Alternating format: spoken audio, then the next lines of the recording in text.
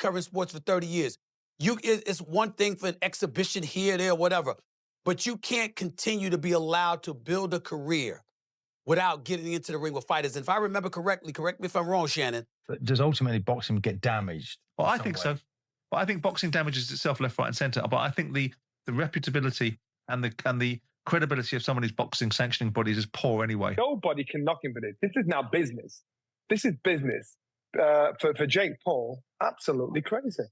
Jake Paul is a domestic level professional fighter here in the UK. Stephen A. Smith erupts over the announcement, insisting Jake Paul has never approached boxing with the level of commitment the sport deserves. He argues Jake's resume is stitched together from low-risk showcases and opponents who were never true threats, former champions long retired. Fighters well beyond their prime and matchups engineered for spectacle rather than competition. Smith says this pattern cheapens the sport. In pairing Jake with Anthony, Joshua is yet another sign of how carelessly boxing's traditions are being handled. He can't continue to get away with stepping into the ring against strikers for the UFC, basketball players, unknown boxers that punch like pillows. Jordan voices deep frustration about the Anthony Joshua versus Jake Paul situation, arguing that the matchup exposes the cracks running through today's boxing landscape. He stresses that commercial interests have overtaken the sport's competitive soul, with fighters and promoters chasing viral moments and inflated paydays instead of authentic challenges. Jordan warns that when boxing leans more into theatrics than talent, it risks losing the respect earned across generations. He cautions fans and insiders that these profit-driven matchups, while financially attractive, create troubling expectations for young athletes and distort the sport's identity. Jordan adds that this fight symbolizes a growing trend where money eclipses merit, where headlines, clicks, and hype mean more than skill. He believes using a heavyweight of Joshua's stature to elevate someone who has never faced elite opposition damages the legitimacy of professional boxing. For Jordan, turning a world-class champion into a marketing vehicle diminishes the years of sacrifice made by genuine competitors. But this, to me, is everything that's wrong with boxing. It's a money play, nothing wrong. I don't begrudge Anthony Joshua getting 50 million quid for an easy night's work. That's fantastic returns. Most people would take it. In the boxing world,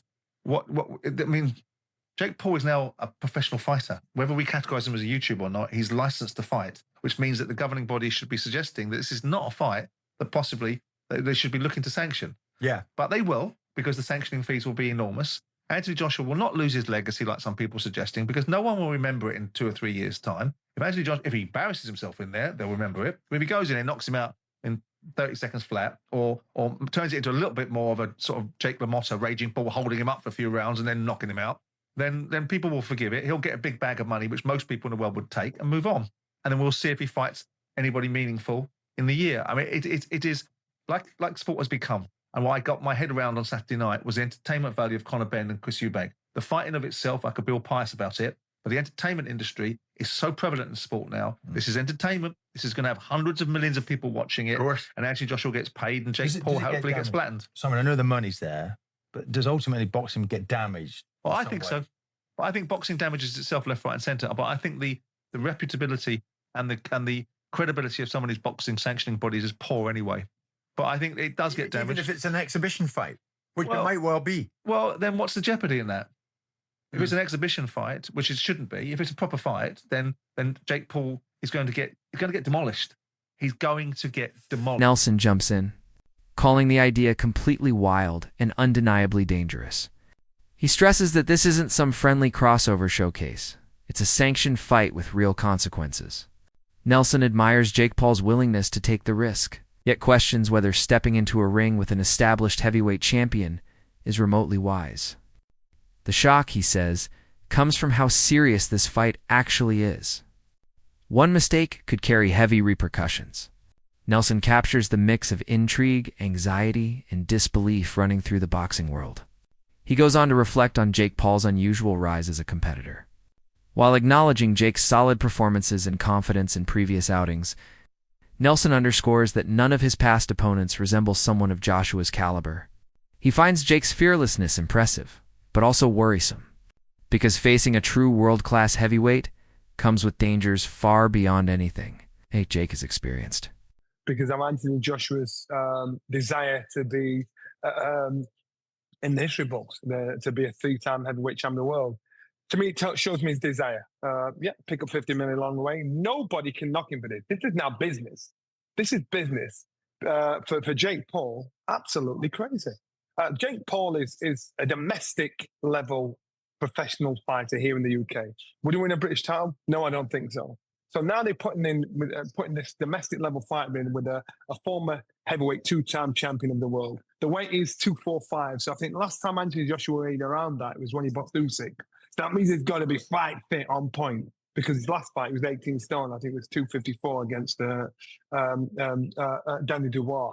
So now he basically saying you've got to get yourself in position, get yourself fit, and get yourself ready for fight. It's not tiddlywinks. This is a fight. It's not a push and a pull, So as long as it's not a push and a pull, and don't put me down and don't touch me in the build up to this fight. Remember when McGregor and Mayweather, they had this little side deal, don't touch me in the build up to this. If this is a real legitimate fight, Jake Paul is absolutely crazy. If not crazy, he's super brave, and it'll be interesting to see. Well, what do you think? Yeah, because you said that before when we spoke about it being a proper fight or not. And Eddie Hearn and Paul's promoter, Nakisa Bidarian, have both said in the last couple of days it will be a proper fight. And now you've heard the details, 8 rounds, 3 minutes around, 10-ounce gloves. Do you believe it when they say that it's going to be a proper fight? I do believe it because AJ is involved, and I think AJ would struggle to. He's going to take enough flack over this, but again, it's money talk. So I think AJ will struggle because it's an Owen situation. If he goes in there, Jake Paul lasted the distance. What does he tell you about AJ? Apart from he's just earned an extra 15 million quid. If he goes there and struggles with Jake Paul, then what do you say about AJ? Your heydays are well and truly over. If he goes in there and knocks him out, then I'll say that's to be expected.